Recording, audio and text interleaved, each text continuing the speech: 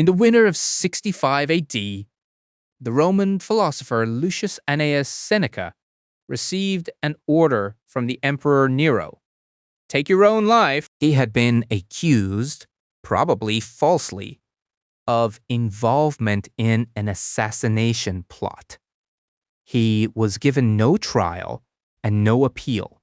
Seneca was 69 years old. He had spent the last years of his life writing a series of letters to his young friend Lucilius, trying to give him a philosophy worth living by. Now, that philosophy would be tested in the most absolute way possible. According to the historian Tacitus, Seneca received the sentence calmly. He told his grieving friends and family that he had spent his entire life preparing for exactly this moment. He then opened his veins, and because his aged blood moved too slowly, asked a physician for help. He died as he had written, without panic, without rage, without clutching at what could not be kept. What made that composure possible? Not cold personality, not some unusual gift for indifference. It was a specific philosophical argument, or rather 5 of them, that Seneca had been building letter by letter across years of writing. These arguments did not comfort him the way a kind word comforts. They dismantled the fear itself at the root, leaving nothing for panic to attach to. Those 5 arguments are still sitting in the letters to Lucilius, waiting. And if you have ever felt the weight of mortality, your own or someone you love, pressing down on your ability to live fully, they still work. Before we examine Seneca's 5 arguments, it helps to understand what he was arguing against. The fear of death is not a single, simple feeling. It is a cluster of false assumptions, each one producing its own flavor of dread. Some people fear the moment of dying itself, that it will be painful or undignified. Others fear what happens after, that there is nothing, or worse, that there is something terrible. Still others do not fear dying so much as the sense that their life will have been wasted, that the story ends unfinished. And many people fear death, primarily because they have not yet made peace with the life they are living. And death feels like a forced ending of a sentence they were still trying to compose. Seneca addressed each of these strands, not with vague spiritual reassurance, but with close, precise reasoning. He was writing to a real person with real anxieties. The letters have a directness that most philosophy lacks. He was trying to actually help. His first argument is the simplest, and also one of the most clarifying. Argument 1. Death is not something that remains. It passes. In letter 4, Seneca wrote to Lucilius, "Death arrives. It would be a thing to dread if it could remain with you. But death must either not come at all, or else must come and pass away." We tend to picture death as a state we will be trapped in, an eternal condition of being dead. Seneca's point is that this is not how death works. Death is not a prison you enter. It is a threshold you cross. There is no experience of being dead, because experience requires consciousness, and death is precisely the end of consciousness. You will not lie in the dark aware of the darkness. There will be no awareness. This is not speculation. It is a logical observation about the nature of non-existence. A thing that cannot be experienced cannot be feared as an experience. The moment you try to imagine suffering in death, you have already contradicted the premise, because suffering requires a subject, and death eliminates the subject. You were not suffering before you were born. Death returns you to that condition. It is the same nothing, and you handled it fine the first time. Argument 2. We are already dying every day, and we survive it. In letter 24, Seneca wrote, "We die every day. For every day, a little of our life is taken from us. Even when we are growing, our life is on the wane." This argument works by collapsing the artificial border between life and death. We tend to think of our existence as a solid block of time. Here, then suddenly, not here, and we fear the ending as a catastrophe imposed from outside. Seneca points out that this is not how time actually functions. Every hour that passes is a small dying. The person you were yesterday is gone. The day you lived last week cannot be recovered. Each moment of life is simultaneously a moment of life being consumed.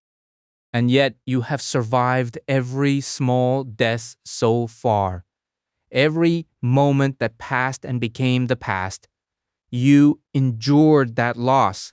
It did not destroy you. The accumulation of all those small endings is simply what living is. What we call death is only the final instance of a process that has been happening all along. Recognizing this does not eliminate death. It normalizes it. It makes the final departure continuous with the departures you have been making every single day of your existence. Argument 3. To learn how to die is to unlearn slavery. This is where Seneca's thinking becomes almost startling in its force. In letter 26, he wrote, "He who has learned to die has unlearned slavery. He is above any external power, or at any rate, he is beyond it. There is only one chain which binds us to life, and that is the love of life."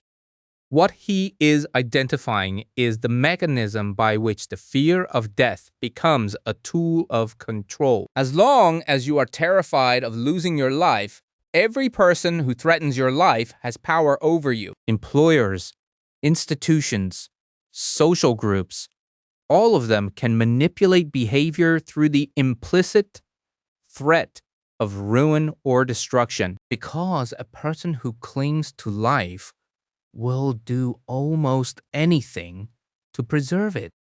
But the moment you genuinely make peace with your mortality, not as resignation, but as honest acknowledgement, that lever disappears. What can a tyrant do to someone who does not cling to life?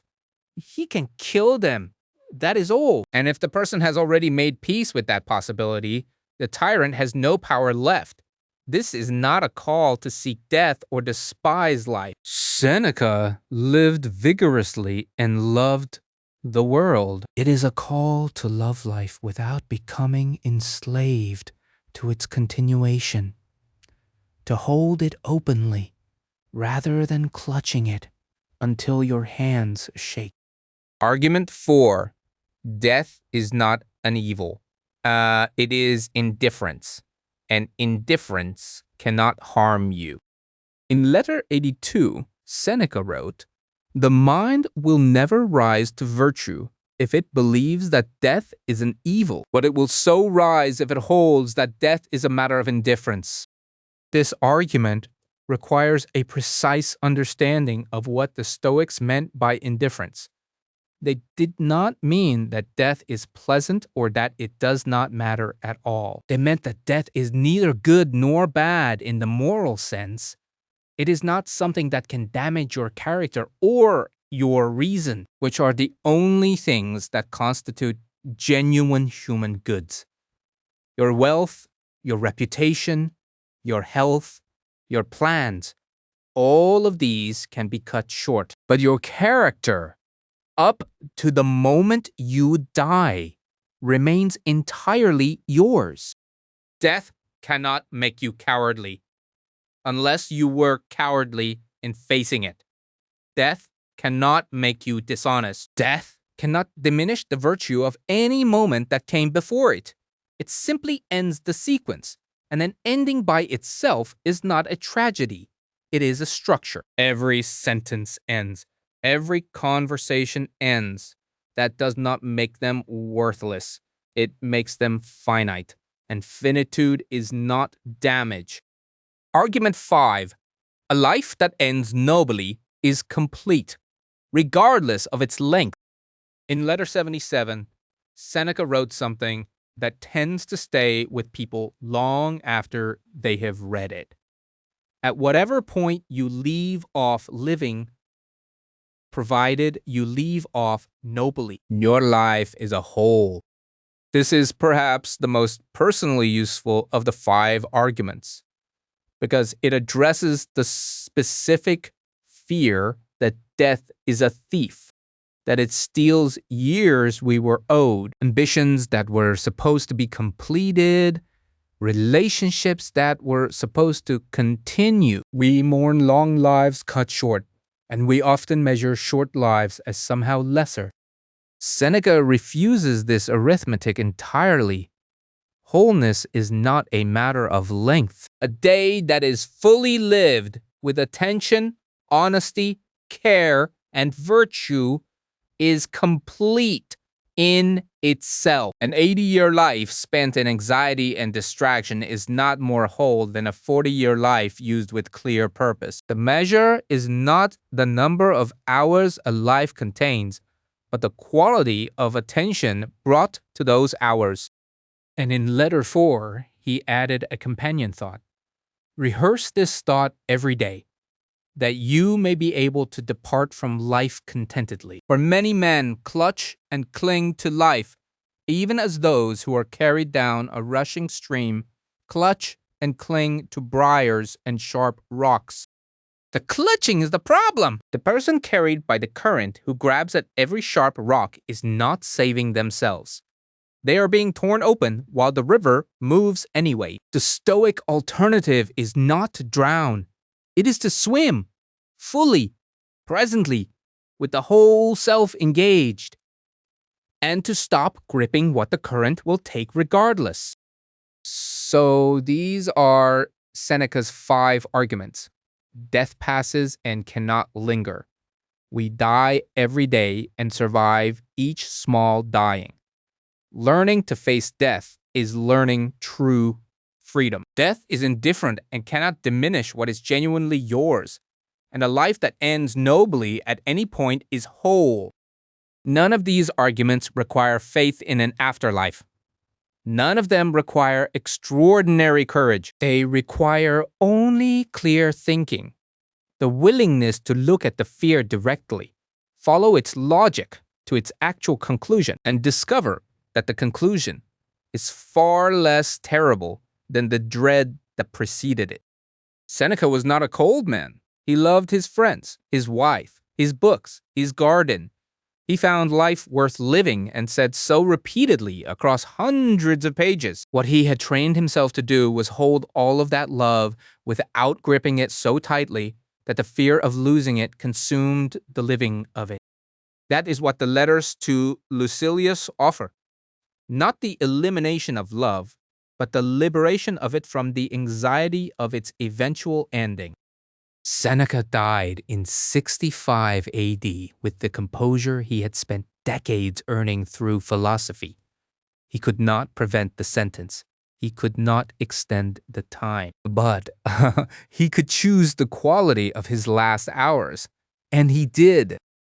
The 5 arguments he left in the letters to Lucilius are not consolations for the moment of death. They are instruments for the whole of life. Use them now while there is still time, not to prepare for dying, but to free the years you have from the weight of a fear that philosophy has shown clearly and honestly you do not have to carry. In the next video, we examine Marcus Aurelius on duty, 4 rules from the Meditations for a life that actually means something. Until then, hold Seneca's words from letter 26. There is only one chain which binds us to life, and that is the love of life. Loosen that grip. Swim freely. And discover that what you feared losing becomes, at last, something you can fully enjoy. If this video helped you think more clearly about mortality and meaning, please subscribe to Stoic Mind and share it with someone who needs it. These letters survived 2,000 years for a reason.